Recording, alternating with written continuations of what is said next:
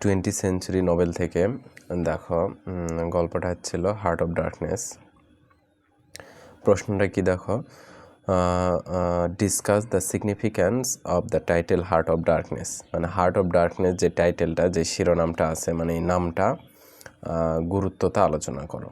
মানে এই গল্প পুরাটাই পড়লে মানে গল্পের সাথে এই যে নামটা দিছে এটার হচ্ছিল মানে মিলছে নাকি এই নামটা, সেটার গুরুত্বটা কি, মানে এটা যেটা বলছে এই নামটা এটার গুরুত্বটা কীরকম সেটা এখানে চাইছে। এই অন্যান্য প্রশ্নগুলো দেখে নেবে, একই প্রশ্ন বিভিন্নভাবে আসতে পারে।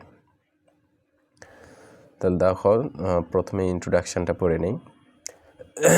ইন্ট্রোডাকশানে কি লিখছে দেখো, তোমরা পরীক্ষা যখন লিখবে তখন দেখো এগুলো পয়েন্ট আকারে কিন্তু দেওয়া আছে, তোমরা ইচ্ছা করলে পয়েন্ট আকারে লিখতে পারো। আর যদি অনেকের পয়েন্ট মনে রাখতে সমস্যা হয় তাহলে তোমরা পয়েন্ট আকারে না লেখাই ভালো। মানে আমি সাজেস্ট করব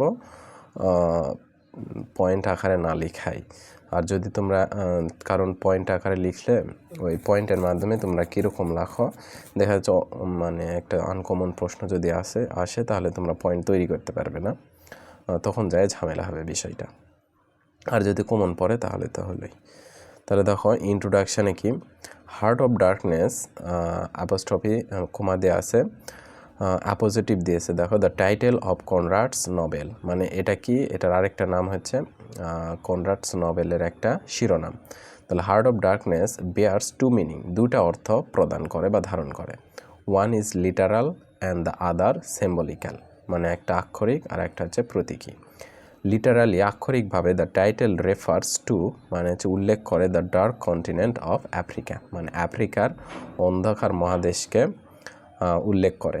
স্পেশালি দ্য টেরিটরি, স্পেশালি বিশেষ করে অঞ্চল, টেরিটরি মানে হচ্ছে অঞ্চল, নোন অ্যাজ দ্য কঙ্গো, মানে কঙ্গো হিসেবে যেটা পরিচিত। তাহলে লিটারালি কি, লিটারাল মানে হচ্ছে আক্ষরিক, আর সিম্বলিক্যালি হচ্ছে প্রতীকী, মানে এটার দ্বারা একটা ডিপার মিনিং নির্ভর করে থাকে আর কি। It means the dark reason or the subconscious state, মানে হচ্ছে অবচেতন স্টেট অফ হিউম্যান মাইন্ড, মানে মানুষের মনের অবস্থা। কি অবস্থা? অবচেতন অবস্থা। তাহলে অবচেতনটা কি? সাবকনশাস, এই যেখানে লেখা আছে দেখো, সাবকনশাস আর আনকনশাস দুটা কিন্তু আলাদা। আনকনশাস বা সেন্সলেস এটা হচ্ছে অচেতন, মানে হচ্ছে অজ্ঞান হয়ে যাওয়া, মানে কোনো সেন্সই নাই, মানে কিছুই করতে পারবে না। আর সাবকনশাস হচ্ছে তুমি অবচেতন, মানে অজান্তে মনের মধ্যে দেখা যাচ্ছে, তুমি যখন স্বপ্ন দেখো না, স্বপ্ন দেখতে তুমি ইচ্ছা করে তো স্বপ্ন দেখো না, অজান্তে একটা স্বপ্ন চলে আসে, এটা হচ্ছে অবচেতন। আর এটা হচ্ছে অজ্ঞান হয়ে পড়া, জ্ঞান ছাড়া। তাহলে দেখো subconscious state of a human mind which is even more difficult to explore, যেটা খুবই কঠিন টু এক্সপ্লোর অনুসন্ধান করা, than the exploration of a dark country like the Congo, মানে কঙ্গোর মতো একটা অন্ধকার আর কান্ট্রিতে অনুসন্ধান করার থেকেও অনুসন্ধান করা কঠিন কোনটা? এই মানুষের মনের অবস্থাটা। তাহলে দেখো এই লিটারাল মিনিং আর সিম্বলিক্যাল এটা একটু বলি। লিটারাল মানে হচ্ছে আক্ষরিক অর্থ, আক্ষরিকটা কীরকম দেখো, তাহলে এখানে কোনটা আক্ষরিক অর্থ? এই হার্ট অফ ডার্কনেস, এই যে নামটা আছে এখানে, হার্ট অফ ডার্কনেস। হার্ট মানে হচ্ছে তোমার হৃদয়, আর অফ ডার্কনেস মানে হচ্ছে তোমার অন্ধকার, মানে অন্ধকারের হৃদয়, মানে হৃদয়টা না দিয়ে এখানে বোঝানো হয়েছে। মানে এক কথায় এখানে তোমরা লিটারাল মিনিংটা মনে হবে যে সিম্বলিকটা মনে হবে লিটারাল। দেখো এখানে সিম্বলিকটা লেখছে হচ্ছে subconscious state of human mind, মানে মানুষের অবচেতন অবস্থা। তাহলে এর হার্ট দ্বারা তো হৃদয়ই বোঝাচ্ছে, আর ডার্কনেস মানে অন্ধকার, হৃদয়ের অন্ধকারকে বোঝাচ্ছে না, কিন্তু আসলে এটা না। হার্ট মানে, হার্টের আরেকটা অর্থ সেটা হচ্ছে তোমার কেন্দ্র, মানে অন্ধকারের কেন্দ্র। অন্ধকারের কেন্দ্র কোনটা? এই কঙ্গোকে বোঝাই, যেটা লিটারাল মিনিং। আসলে এটা লিটারাল মিনিং, এই যে কঙ্গো কোনটা? Dark continent of Africa. আর একটা মিনিং হচ্ছে সিম্বলিক্যালি কি, হার্ট অফ ডার্কনেস, এই যে মনের এই অবস্থাকে বোঝানো হয়েছে। তোমরা একটু চিন্তা করলে ওটা পেয়ে যাবে আর কি। তাহলে দেখো সেকেন্ড যেই তোমাদের আছে পয়েন্টটা আছে সেটা দেখো। তাহলে এখানে চাইছে হচ্ছে মানে হার্ট অফ ডার্কনেস মানে অন্ধকার দিকগুলো কি কি সেটা তোমাকে এখানে তুলে ধরতে হবে, মানে গল্পে কোথায় কোথায় অন্ধকার দিকটা আছে। তাহলে দেখো ওয়াইল্ড সিনারি সাজেস্ট ডার্কনেস, মানে যেই বন্য যেই প্রাকৃতিক দৃশ্যটা আছে সেটা কি বোঝায়? অন্ধকার বোঝায়। Darkness is suggested by many description of the wild scenery of the thick almost. তাহলে দেখো এখানে কি বোঝাইছে? থিক অলমোস্ট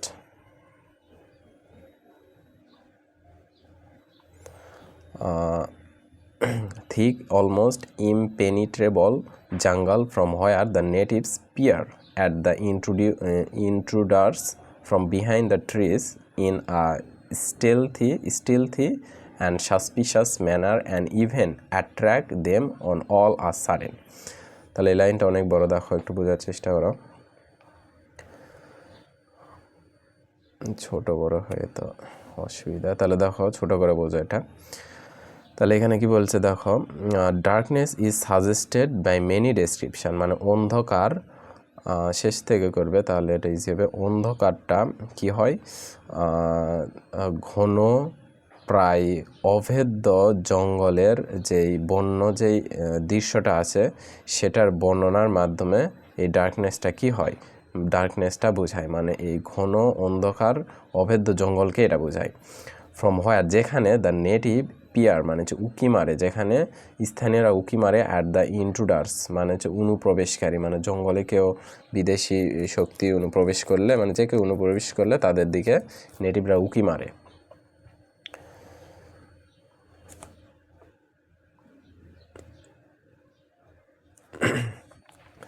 তাহলে দেখো কোথায় থেকে উকি মারে? ফ্রম বিহাইন্ড দ্য ট্রিস মানে গাছের পিছন থেকে, ইন আ স্টিলথি মানে চুপিসারে, অ্যান্ড সাসপিশাস ম্যানার সন্দেহজনক ভঙ্গিতে, অ্যান্ড ইভেন এমনকি attack them on all a sudden মানে হঠাৎ আবার কি করে? আক্রমণ করে। তাহলে দেখো এগুলো ডার্কনেস বোঝাচ্ছে না, সবগুলোই ডার্কনেসের মতোই। মার্লো রেফার্স টু মানে উল্লেখ করে দ্য গ্রেট স্টিলনেস মানে গভীর নীরবতা, দ্যাট প্রিভেইলস ইন দ্য ইমপেনিট্রেবল ফরেস্ট মানে হচ্ছে তোমার ইনপেনিট্রেবল মানে কি? অভেদ্য জঙ্গল যেটা আছে না, অভেদ্য জঙ্গল, গভীর অভেদ্য তোমার গভীর নীরবতা উল্লেখ করে, যেটা কি করে? একটু ওয়েট। তাহলে দেখো মাল্লো রেফার মানে হচ্ছে উল্লেখ করে, দ্য গ্রেট স্টিলনেস মানে গভীর নীরবতা উল্লেখ করে, দ্যাট যেটা প্রিভেইলস ইন দ্য ইমপেনিট্রেবল ফরেস্ট মানে হচ্ছে অভেদ্য জঙ্গলকে যেটা কি করে? প্রিভেইল করে মানে বিরাজ করে, মানে তোমার অভেদ্য জঙ্গলে বিরাজ করে, মানে গভীর নীরবতা কোথায় থাকে? এই অভেদ্য জঙ্গলে থাকে। হোয়ার যেখানে দ্য এয়ার ইজ ওয়ার্ম যেখানে বাতাসটা কি? উষ্ণ, থিক ঘন, হেভি মানে হচ্ছে ভ্যারি, অ্যান্ড স্ল্যাগিশ মানে হচ্ছে মন্থর বা ধীর, এটার আরেকটা ইংরেজি হচ্ছে ভেরি স্লো। তাহলে এই সব কারণে তোমার এই ডার্কনেসটা উল্লেখ পাইছে এখানে। তাহলে দেখো evil design of mister Kurtz, mister কার্সের কি? দুষ্ট পরিকল্পনা, এই দুষ্ট পরিকল্পনা একটা ডার্কনেসের মধ্যেই পড়ে। তাহলে দুষ্ট পরিকল্পনা কি দেখো,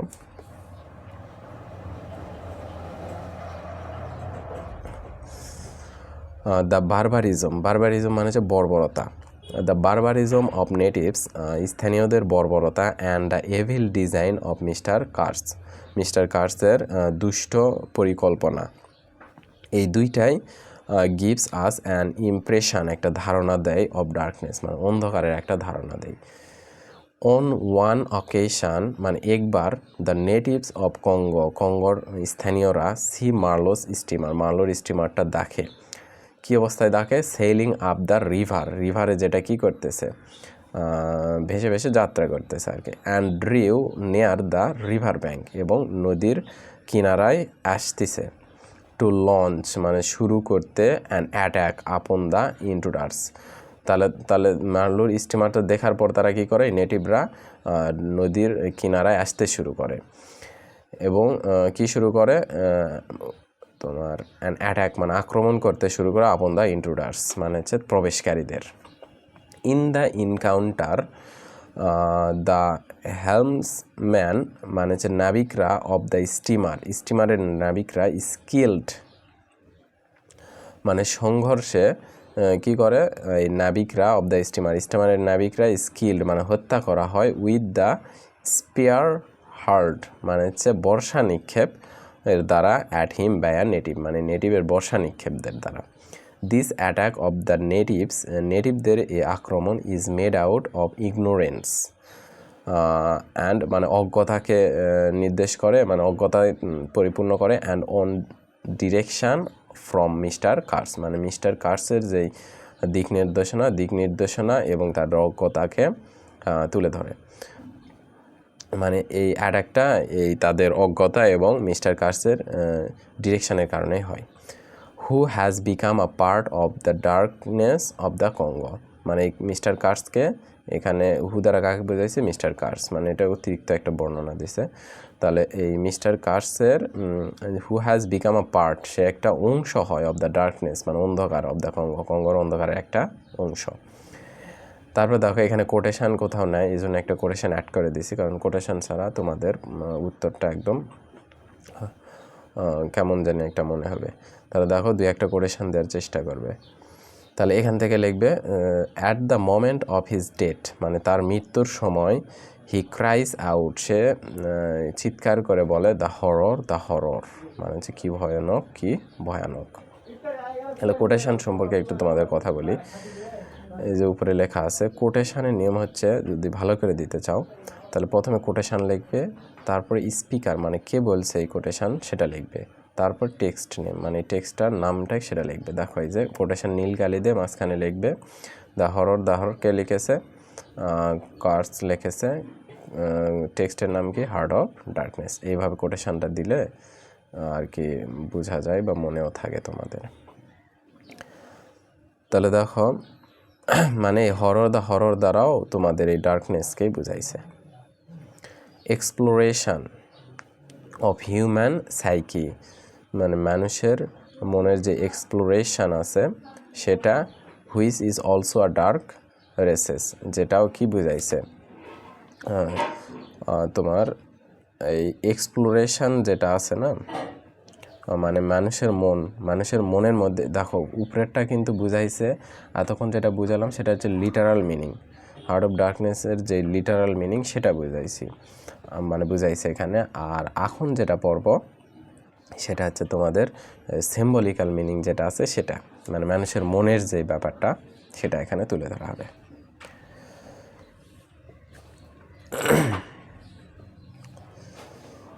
তাহলে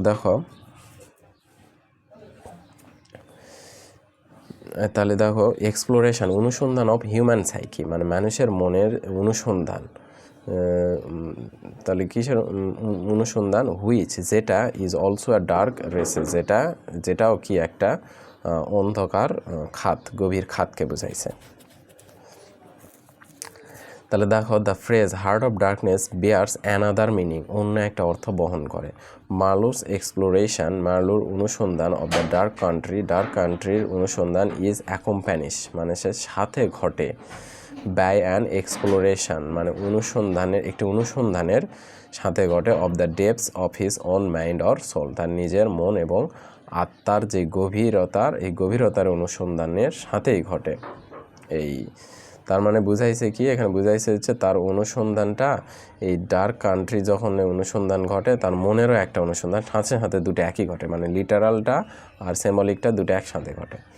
the human mind may also be regarded as a kind of dark continent মানে মানুষের মনও একটা অন্ধকার মহাদেশের মতো হিসেবে বিবেচিত।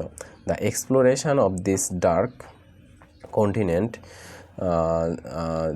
অন্ধকার কন্টিনেন্টের যে অনুসন্ধানটা ইজ পারহাপস সম্ভবত ইভেন মোর ডিফিকাল্ট অনেক কঠিন than the exploration of a dark country like the Congo মানে কঙ্গোর মতো একটি অন্ধকার কান্ট্রিতে যে অনুসন্ধান সেটার থেকেও বেশি কঠিন সেটা হচ্ছে মনের যে অনুসন্ধানটা সেটা। দ্য নভেল সার্টেনলি ডিসক্রাইব এই নভেলটা নির্দিষ্টভাবে বা অবশ্যই ডিসক্রাইবস মানে আলোচনা করে এ সাইকোলজিক্যাল জার্নি একটা হচ্ছে ফিজিক্যাল জার্নি একটা হচ্ছে শারীরিক যে জার্নি সেটা but at the same time কিন্তু একই সময়ে ইট ইজ আ সাইকোলজিক্যাল মানসিক অ্যান্ড মিস্টিক্যাল জার্নি এবং রহস্যময় একটা জার্নি।